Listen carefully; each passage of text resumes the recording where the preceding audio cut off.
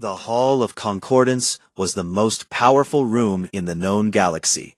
It sat at the center of Axis Prime, a massive station floating in neutral space between star systems. 47 species had built it together 200 years ago when they decided that talking was better than killing. The walls were tall and smooth, carved from pale stone brought from a dozen different worlds.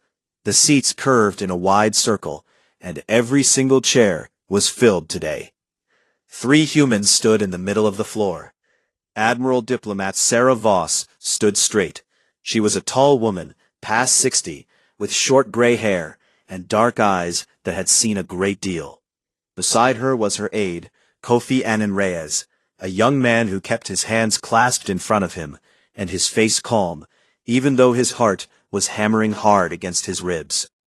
On his other side stood Dr. Lena Marsh, a xenobiologist who had spent 30 years building connections between human and alien science. She had not slept well in a very long time. They were on trial. The charges had been read 3 times already, in 3 different languages. Conspiracy, sabotage, treason against the Concordat. Specifically, they were accused of plotting to destroy the Helix Gate network, the chain of jump points that allowed faster-than-light travel across the galaxy. Without the Helix Gates, trade stopped. Ships drifted for years between worlds. Empires went silent. The gates were the most important thing in the known universe, and someone had tried to damage them. The Varek said it was these 3 humans. The Varek were the most powerful species in the Concordat. They were tall, narrow, and cold, with smooth gray chitin and eyes that caught the light like mirrors. They were brilliant and patient and very, very good at waiting. They had controlled the Helix Gates for 400 years, and they intended to control them for 400 more. They had not liked the way humans had been pushing lately, asking uncomfortable questions about shared access, neutral oversight, fair pricing. They had not liked it at all. So they had made a plan. The evidence against Voss, Annan Reyes, and Marsh was perfect. It had taken the Varek decades to build. Forged communications, fabricated ship logs, a false trail so carefully laid that it looked like the truth from every angle. Even the best human legal minds had spent 3 months looking for cracks, and they had found very few. Ambassador Haruto Daichi stood and argued for 2 full hours. He was the sharpest legal mind in the Sol Federation, and he used every tool available to him. He tore apart the timeline. He questioned how the evidence had been collected and handled. He pointed out that all 3 of the accused had been under Concordat observation during the period in question, which made direct involvement nearly impossible. The alien delegates shifted in their seats. A few of the smaller species leaned together and whispered. A strange feeling began to move through the hall. The feeling that maybe, just maybe, the truth was about to matter. Then the Grand Arbiter stood. He was old, even for a Varek. His chitin had gone almost white with age. He moved slowly to the central podium and placed a flat silver disc on the surface. He pressed 1 finger to it. The verdict appeared on every screen in the room at the same moment. Guilty. Sentence, death. There was no appeal. The Concordat Charter allowed for immediate execution in cases of crimes against galactic infrastructure. The Grand Arbiter had already signed the order before he walked through the door that morning. It was finished in less than 4 minutes. The execution was not done quietly or in private. They broadcast it on every Concordat frequency. Every planet, every orbital station, every ship in the network received the live transmission. It was not just a punishment. It was a demonstration. A message sent to every species watching, but aimed at one in particular. Humans were to understand, once and for all, exactly where they stood. Sarah Voss did not beg. She looked directly into the broadcast lens until the very end. Kofi Annan Reyes closed his eyes and moved his lips. A prayer, or a name, no one would ever know for certain. Dr. Lena Marsh said 1 word out loud near the end. Those close enough to read her lips said it looked like the word, remember. Then the transmission cut to black. In Geneva, In the Joint Command Center buried 6 floors beneath the street, every screen had been live. Every officer in the room had watched in complete silence. The room was full of senior people, fleet commanders, generals, intelligence directors, diplomatic heads, and not one of them had spoken or moved during the broadcast. When it ended, the silence held for a long time. A junior lieutenant near the back of the room began to cry. She made no effort to hide it. No one looked at her. General Mara Okonkwo stood near the front. She was a broad, steady woman in her late 50s, with close-cropped hair and a face that did not show much even on ordinary days. She had commanded the Seoul Defense Fleet for 9 years. She had seen war. She had seen what organized power did to the powerless when there was nothing left to stop it. She had a cup of coffee in her hand that had gone cold over an hour ago. She set it down on the nearest console. She straightened her jacket.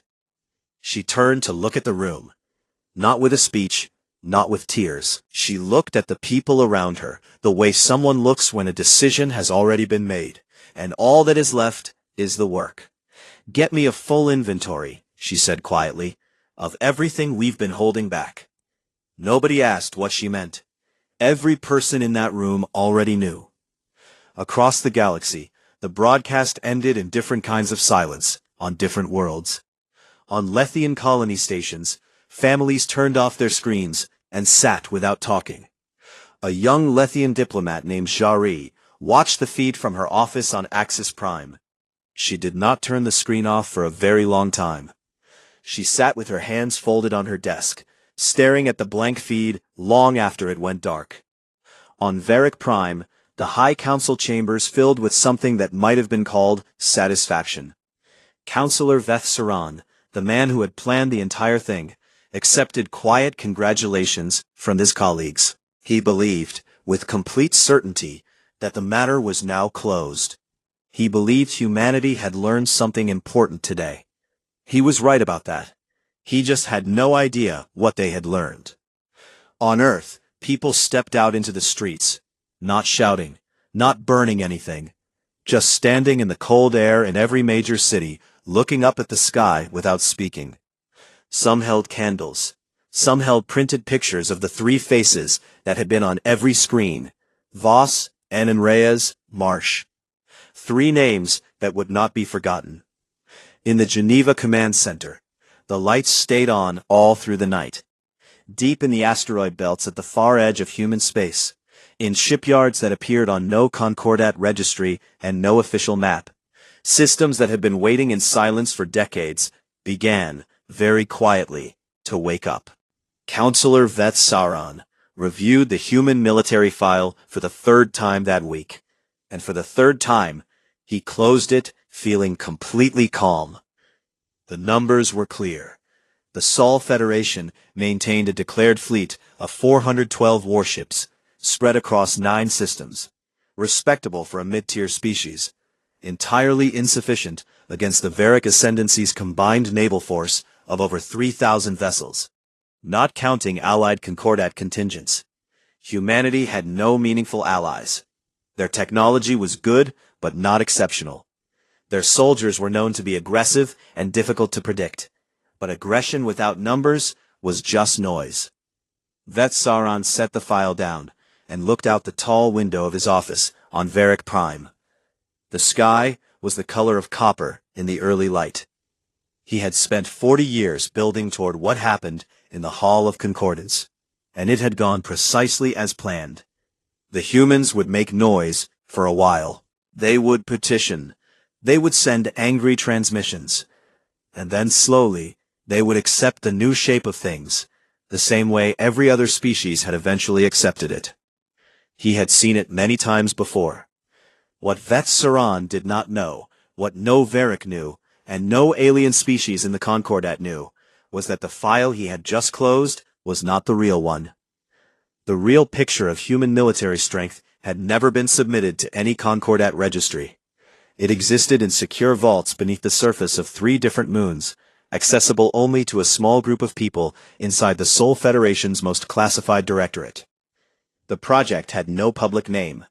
Internally, Those who built it called it Stillwater. Stillwater had begun 83 years earlier, quietly, after a young human analyst named Dr. Priya Chowdhury submitted a report to the Seoul Security Council that nobody wanted to read. It looked at the history of the Concordat, not the official history taught in schools, but the real record of what had happened to smaller species over the centuries. The Lethians had their homeworld's orbit moved by Varick infrastructure projects without consent. The Korathi had their ancient trade routes reclassified and taxed into poverty. The Sundri had been stripped of voting rights for 60 years over a diplomatic dispute that historians now agreed was manufactured. Dr. Chowdhury's report said one thing clearly: the Concordat was not a council of equals. It was a hierarchy with nice furniture. And history showed, without exception, that hierarchies of this kind eventually moved against whoever threatened their top position. Humanity was starting to ask too many questions. That made humanity a threat. The report recommended that the Sol Federation begin a quiet, long-term program of military development. Not for conquest, but for survival. It recommended they tell the Concordat nothing about it. The Security Council sat on the report for 2 years. Then they approved it. For 83 years, hidden shipyards had been carved into asteroid belts and deep space rocks at the far edges of human territory. Funding was buried inside infrastructure budgets, research grants, and colonial development programs. Engineers and scientists who worked on Stillwater signed agreements that made ordinary classified clearance look casual. Whole families had lived and died without ever mentioning their work to the outside world. The result was something that had no equivalent in any alien threat assessment. It was not simply more ships, though there were many more ships, over 2,000 vessels that no Concordat record acknowledged. It was the quality of what those ships carried that mattered most. Human engineers had spent decades studying alien weapons technology, absorbing it, and then doing what humans had always done, pulling it apart and putting it back together in ways the original designers had never imagined. Varec beam weapons that were already highly efficient had been made 30% more powerful. Lethian stealth systems had been rebuilt from scratch and combined with human sensor spoofing technology into something no scanner in the galaxy was currently calibrated to detect. There were also things that were entirely human in origin. For centuries, before they ever reached the stars, humans had been fighting each other. Wars on a single planet, with nowhere to run, and no outside help coming. They had developed weapons of enormous destructive power out of sheer necessity, and then they had developed the discipline to control those weapons, because the alternative was the end of everyone. That particular combination, the ability to cause tremendous damage, paired with the will to hold back, was not something the Varick had ever needed to build into themselves. They had always had the stars to expand into. They had never been cornered. Humans had been cornered many times. They remembered what it felt like. General Mara Okonkwo stood in the central operations room of a Stillwater facility 3 days after the execution, looking at a display that showed the full scope of what had been quietly built over the better part of a century. She had known the numbers for years, of course, but seeing them laid out in front of her now felt different. It felt like standing at the edge of something that could not be walked back from. She did not look away. She turned to the small group of officers and directors standing behind her. "We're not going to move yet," she said. "We're going to give them a chance first." She paused. "1 chance. Clear terms. 30 days. One of the officers, a man named Director Calloway, who had spent his entire career inside Stillwater, asked her what she thought the Varick would do when they received the ultimatum. Okonkwo thought about it honestly. "I think they'll laugh," she said. "I think Vetsaran will read it, share it with his colleagues, and they'll all agree that humanity is confused about its own size." She picked up a datapad from the table beside her. "And then we'll find out whether they're smart enough to be afraid of being wrong." The Sol ultimatum was transmitted on a full Concordat-wide channel 4 days after the execution. It was not written in the language of anger. It was written in the language of bureaucratic precision, which was somehow colder. It listed 3 demands. First, a full public acknowledgement from the Concordat that the evidence used to convict Voss, Annan Reyes, and Marsh had been fabricated. Second, the removal of Varric exclusive control over the Helix Gate network and the establishment of neutral joint administration. Third, a complete renegotiation of humanity's status and rights within the Concordat, with equal standing under the new framework. It gave the Council 30 standard days to respond. It said nothing about what would happen if they did not. There was not a single threat in the entire document. That detail frightened 3 Concordat councillors enough that they quietly voted in favor of opening negotiations. They were outvoted. The motion was formally tabled. Veth Saran read the ultimatum in his office on Varric Prime, and then he did exactly what Okonkwo had predicted. He shared it with his senior colleagues. There was laughter, controlled, dignified Varric laughter, but laughter nonetheless. The clock began. Jari, the young Lethian diplomat on Axis Prime, read the ultimatum in her office the same evening. She did not laugh. She read it twice. Then she opened a secure channel to a human diplomatic contact she had been quietly maintaining for 2 years, and she began to type. She had information about the fabricated evidence. She had been sitting on it, afraid. She was still afraid, but she was more afraid now of what it meant to keep sitting on it. She sent the message and closed the channel, and sat in the dark of her office for a long time, wondering if she had just changed the direction of her life entirely. The 30 days did not pass quickly. They passed in the way that time passes before something unavoidable, slowly, with weight, each hour feeling a little heavier than the one before it. Different worlds experienced those 30 days in different ways, but none of them passed without noticing the clock.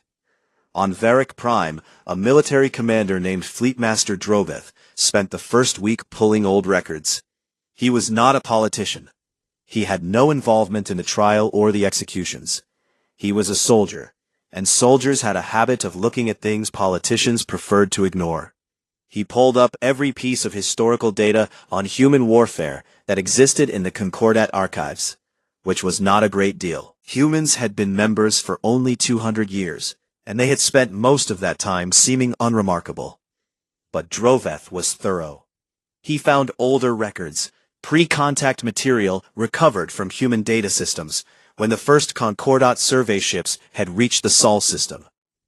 He found accounts of wars fought across a single small planet, with weapons of mass destruction used and threatened with a frequency that made his kitten pull tight. He found records of conflicts that had lasted decades, where one side had been outmatched in every measurable way and had simply refused to stop fighting until there was nothing left to fight with. He found a pattern that no Varric military doctrine had ever needed to plan against, because it made no rational sense. Humans did not calculate the odds, or rather, they calculated them, understood they were losing, and continued anyway. Droveth wrote a classified report. He sent it to the High Council, with a note that said plainly that he believed negotiation was the correct course of action. The Council reviewed it. They filed it. No one responded to him. He sat in his office, on the 14th day, and looked at the wall, and felt, for the first time in a long career, genuinely uncertain about the future. On a Lethian colony world called Verath Station, the 30 days felt different. The Lethians were not a warlike species.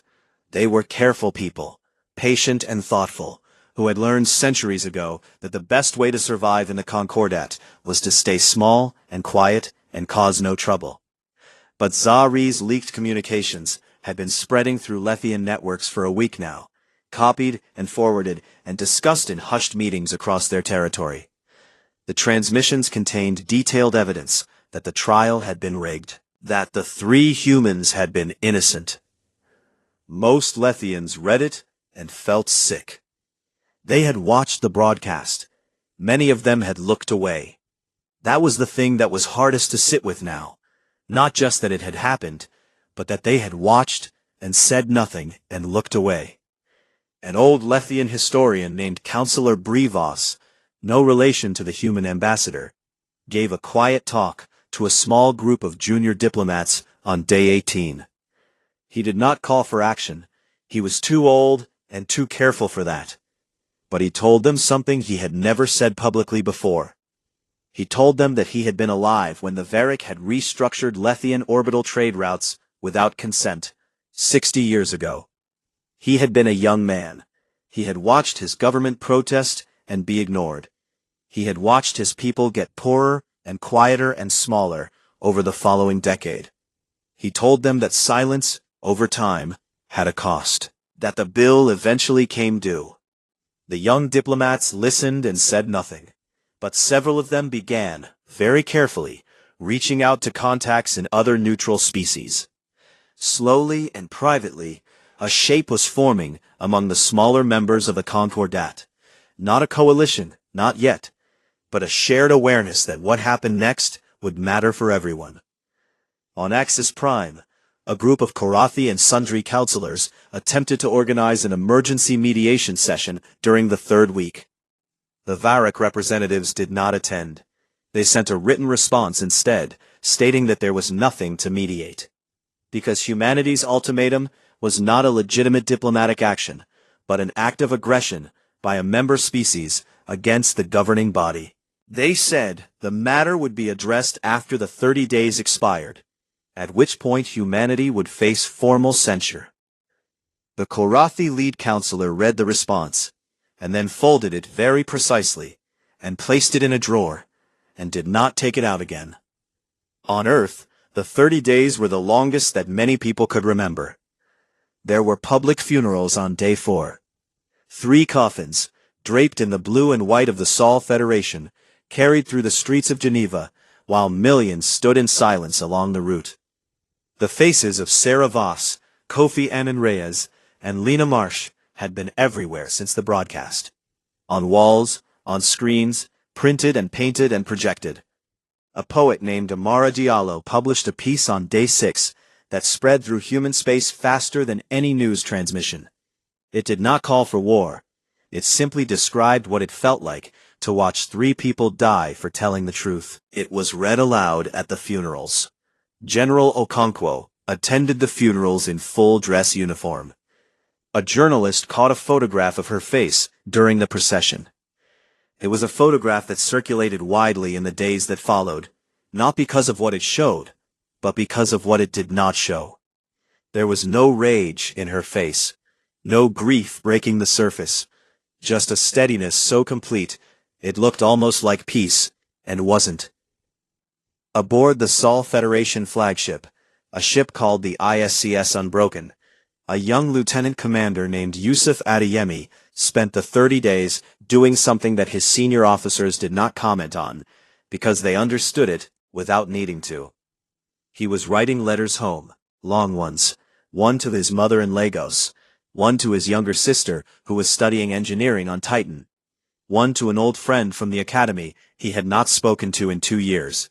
He was not writing them because he expected to die. He was writing them because humans always did this before something big. They wrote things down. They made sure the people they cared about knew they were cared about. They documented. It was, his commanding officer once said, one of the strangest and most human things there was.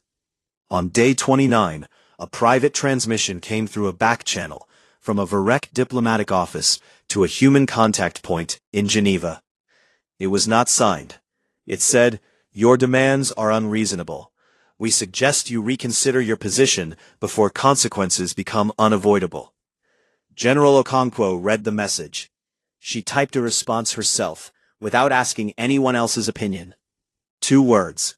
Day 30. Day 30 arrived on a Tuesday morning, Geneva time. The Concordat council chambers were full. Every species had sent representatives. The hall was quiet, in a way that felt like held breath. The Varric Grand Arbiter took the podium and read the council's formal response to the Sol ultimatum in a clear, measured voice. The demands were rejected. All 3. The ultimatum itself was declared an act of sedition against the Concordat. Humanity was informed that legal proceedings against the Sol Federation would begin within the standard month.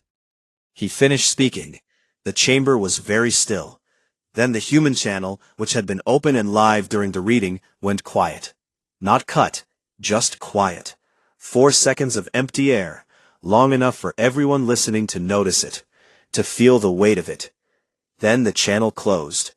Yusuf Adeyemi sealed his letters and gave them to the ship's communications officer with instructions to hold them. Around him, the crew of the Unbroken moved with the quiet, practiced focus of people who had been ready for a long time.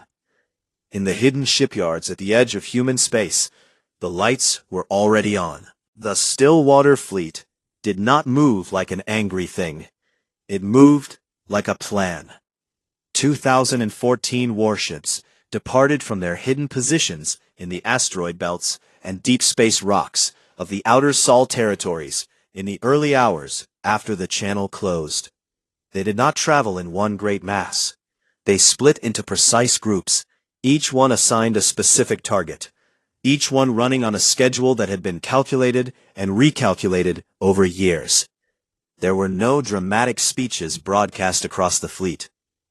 General Okonkwo had given the operational order in 11 words.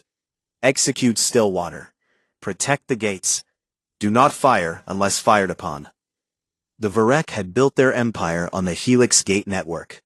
Every supply line, every troop movement, every trade route between their worlds ran through those gates. Control the gates, and you controlled the flow of everything. The Varek had understood this for 400 years. What they had not fully understood was that someone else had spent 80 years quietly learning exactly the same lesson. Okonkwo's strategy did not aim to destroy. It aimed to take. Within 9 hours of the fleet's departure, the first wave of human ships arrived at 17 Helix Gate nodes simultaneously. The Varek garrison forces stationed at those nodes were not small, but they were built to discourage interference, not to fight a coordinated military operation of this scale.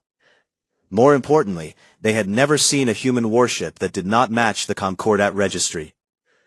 When the first Stillwater vessels dropped out of stealth at point-blank range, the garrison commanders spent several seconds simply trying to understand what they were looking at. Several seconds was enough. Gate after gate went dark to Varek control. Lockout codes, prepared long in advance by human engineers who had spent years quietly studying Helix Gate architecture, were uploaded through captured access terminals. The gates still worked, ships could still pass through them, but only with human authorization. The Varek Empire, spread across dozens of systems, suddenly found itself in a position that no Varek strategic model had ever seriously considered. Isolated, piece by piece, inside its own territory. Veth Saran received the first reports in his private chambers and did not believe them. He called for confirmation. The confirmation came. He called for more confirmation. The picture did not change. He stood very still beside his desk for a long time, looking at a situation that his 40 years of careful, patient planning had never once prepared him for. The Varek military response was fast and large. They moved their main fleet toward the nearest captured gate with the full weight of their naval power, which was still, on paper, significantly greater than anything humanity had officially fielded. They were right about the numbers. They were completely wrong about almost everything else. The human commanders waiting for them were not working from alien doctrine. They were not working from a textbook at all. Human warfare had been shaped over centuries by one core experience: fighting opponents of equal or greater strength, in close quarters, on a single world, where losing meant the end. Human officers made decisions quickly. They changed tactics mid-engagement. They accepted losses that an alien commander would have retreated from, because human history had taught that sometimes the only path forward was through something that hurt. And they communicated with each other in ways that Varek tactical AI had not been designed to model. Quick, informal, emotional, full of shorthand and instinct that no algorithm had a clean response to. The first major fleet engagement lasted 4 hours. When it ended, the Varek had not broken through the gate perimeter. They had lost a significant number of ships. The human fleet had also lost ships, and the crew of every lost vessel had a name and a record, and people back home who would be told in person, not by form letter, because Okonkwo had insisted on that years ago. There were smaller moments scattered across the battle that found their way into the record later. Lieutenant Commander Adeyemi, aboard the Unbroken, diverted from his assigned patrol route when he picked up a distress signal from a damaged human fighter that had drifted into a debris field. He had no orders to do it. He did it anyway, bringing his ship alongside the wreck and physically guiding the two survivors through the transfer tube himself. He was back at his station 4 minutes later. His commander did not formally reprimand him. She noted the action in the log and said nothing else about it.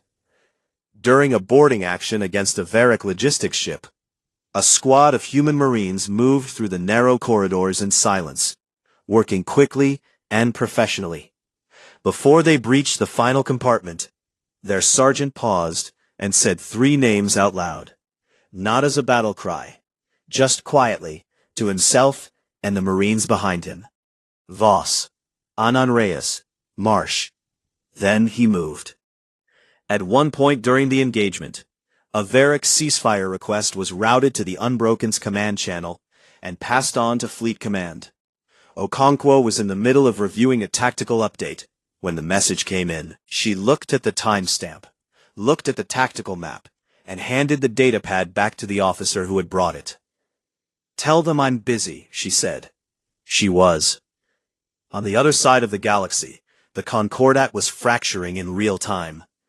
The Lethian delegation on Axis Prime announced that their government was declaring full neutrality and withdrawing from all active Concordat security arrangements. The Karathi followed within 6 hours. 3 smaller species did the same over the following day, saying little publicly, but making their position clear by the act of stepping back. The Sundry said more. The Sundry had long memories. Their government issued a public statement that acknowledged human rights in the Concordat had been systematically diminished for decades, and that the evidence against the 3 executed ambassadors was fabricated. They had received copies of Jari's documentation and had verified it independently. They announced that their shipyards and resupply stations were open to the Sol Federation. A Karathi broadcaster named Veltas, one of the most widely listened to voices in that region of the galaxy, said something during an evening transmission that was clipped and shared and repeated until it became something close to a proverb. He said that everyone had watched and said nothing, and then the humans had bled, and now they were all watching what happened to the ones who had made them bleed. On Varric Prime, the High Council met in emergency session.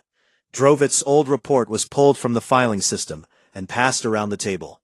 Nobody made eye contact with the person who had filed it away without response. The losses at the gate engagements were confirmed. The number of defecting Concordat species was confirmed. The status of the Helix Gate network, their network, the one they had held for 4 centuries, was confirmed. The session lasted 9 hours. At the end of it, Veth Saran was removed from this council seat. He was placed under internal investigation. The colleagues who had congratulated him 3 weeks ago did not look at him as he was escorted from the chamber. The Varric flagship broadcast a full-band ceasefire signal on the 22nd hour of the engagement. Every frequency, every channel, a simple message, stripped of diplomatic language. They were requesting a halt to hostilities. Okonkwo acknowledged the signal. She ordered the Stillwater fleet to hold position at the captured gates and cease offensive movement. Then she did something that nobody on either side had been expecting. She sent a message, not to the Varric, not privately, but on the same full-band channel the ceasefire had come through, so that every species in the Concordat received it at the same moment. It said, "We are not here to conquer. We are here to make sure this never happens again. To anyone. Respond if you agree." The channel was quiet for a moment. Then, one by one, it began to fill. 3 months after the ceasefire, Geneva hosted visitors from 31 species for the first time in its history. The city had seen a great deal in its long life. It had hosted peace talks between nations that hated each other. It had been the seat of agreements that had stopped wars and started new ones. It had learned over centuries to accommodate powerful people with difficult histories sitting in the same room. But nothing in its past had quite prepared it for the sight of alien delegations walking its streets, past the cafes and the lake and the old buildings that had survived everything humanity had put itself through, on the way to the building where the Concordat would formally be put to rest. The summit was called the Reformation, though most people simply called it Geneva. It took 11 days. The Galactic Concordat, the governing body that had overseen 400 years of interstellar politics, built on the quiet assumption that some species mattered more than others, was formally dissolved on the third day, without ceremony, by a vote of 34-6. The 6 who voted against it were Varric-aligned worlds. The result was entered into the official record, and the Concordat seal was removed from the hall. What replaced it took longer to build. The Galactic Covenant was written by a working group that included representatives from 22 species, with significant human involvement in the language of the rights and protection sections. The humans who worked on those sections had brought historians with them. Not military historians, but people who specialized in the long story of how rights got written and then ignored and then fought for again. They had seen that cycle enough times on their own world to know exactly which words held up and which ones didn't. The Helix Gate network was placed under joint administration, overseen by a rotating council with no single species holding more than one seat at a time. The technical management was handled by a new body made up of engineers from 6 different species, with a human director for the first 5 years. The gates stayed open throughout. Trade never stopped. The transition happened around the traffic, quietly and efficiently. The Varec ascendancy was not destroyed. Okonkwo had been clear about that from the beginning, even when some of her own officers had pushed for something harsher. She had sat with them and said patiently that what they were building was not a new version of the old system with humanity at the top. That would not last, and it would not be worth what had been paid to get here. The Varec's military capacity was formally limited under the Covenant's terms. Their exclusive economic arrangements with smaller species were dissolved. Their crimes, the fabricated trial, the execution, the decades of accumulated manipulation, were placed on the permanent galactic record, acknowledged by their own surviving government as part of the negotiated settlement. Some Varec refused to accept this. Some retreated into anger and did not come out for a long time. But others, particularly younger ones, who had grown up uncertain about their government's methods, began reaching out in small ways. A cultural exchange program between Varic universities and human institutions was proposed by a Varic academic 6 weeks after the summit. It was modest and careful and nothing like friendship, but it was not nothing. The wound was deep. It was not closed, but it was not past healing. Jarry stood in the main hall of the Geneva summit on the 7th day and received the Sol Federation's Medal of Conscience in front of delegates from 31 species. She was a small figure in a large room, and she was not comfortable with the attention, which was perhaps why her speech was the most honest one given during the entire 11 days. She said that she had not acted out of bravery. She said she had been afraid for months before she sent that first message, and afraid every day after it. She said the reason she finally acted was not that the fear went away, but that something else became louder than the fear. She said that her people had looked away once before, a long time ago, when the Varic had restructured their trade routes and hollowed out their economy, and that they had spent 60 years regretting the silence. She said that when she watched the broadcast of the execution, she had felt that old regret come back, and she had decided that she was not going to add to it. She paused for a moment at the end and said something that she had not planned to say. She said that she thought all the species in the room, her own included, had been waiting for someone brave enough to refuse to accept the way things were, and that it should not have had to be the humans alone who refused first. The room was very quiet after that. The humans in the room did not look triumphant. Most of them looked tired, in the way people look when something necessary and terrible is finally over. On the 9th day of the summit, a small ceremony was held at the Memorial of the Three, which had been completed in the square outside the main conference building during the weeks of negotiation. It was not a large structure. 3 figures in dark stone, life-sized, standing beside each other the way they had stood in the Hall of Concordance. No pedestals, no elevated platforms, just 3 people at street level, facing outward. Lieutenant Commander Yusuf Adeyemi came to the memorial in the early morning before the official delegations arrived. He was in his dress uniform, which he had pressed the night before with more care than usual. He stood in front of the memorial for a while, without speaking. Then, he reached into his jacket and took out 3 sealed letters, the ones he had given to the communications officer before the engagement, and collected afterward, worn at the edges now from handling.